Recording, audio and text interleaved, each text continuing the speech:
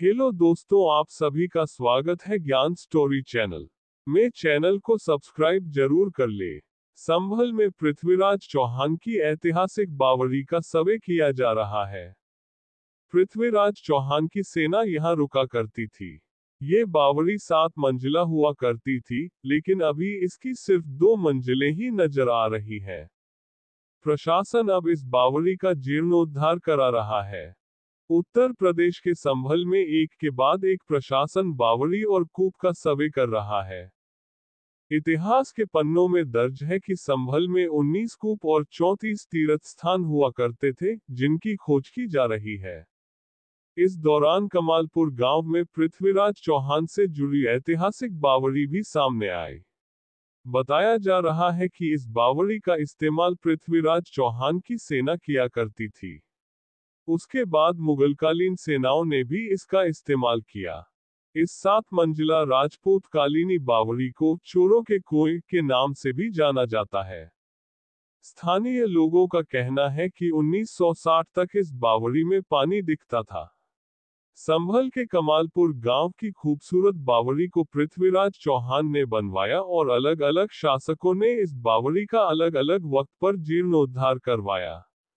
यह बावड़ी एक समय 7 मंजिला थी, लेकिन अब केवल 2 मंजिल बावड़ी ही इसमें दिख रही है, यानी इसमें जो मिट्टी है वो काफी पट गई है।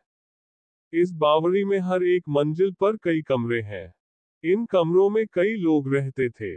सेनाएं यहाँ रुकती थी और विश्राम करती थी।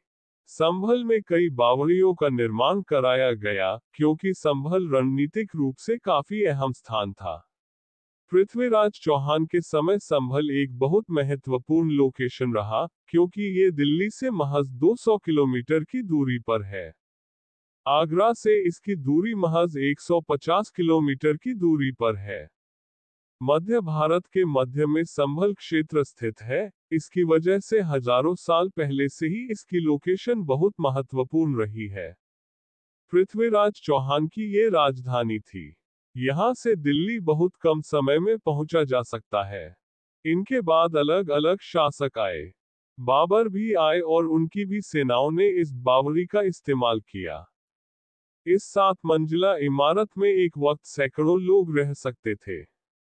यह बावड़ी इसलिए बहुत महत्वपूर्ण रही है, क्योंकि जब सेनाओं का आना जाना होता था, तो यहाँ पर इसको इस्तेमाल किया जाता था। सैनिक इसका इस्तेमाल पानी पीने, नहाने और आराम करने के लिए किया करते थे। बावड़ी के अंदर एक बरामदा नुमा एक जगह होती है, जहां गर्मी का एहसास न के बराबर होता है। एक कमरे को दूसरे कमरे से जोड़ने के लिए रास्ते हैं। अलग अलग मंजिल पर जाने के लिए कई सीढ़ियां हैं। इन्हें इस तरीके से बनाया गया था कि यहाँ का तापमान बाहर से कम रहे। अब तक ये बावड़ी टिकी हुई है, इससे इनकी मजबूती का अंदाजा लगाया जा सकता है।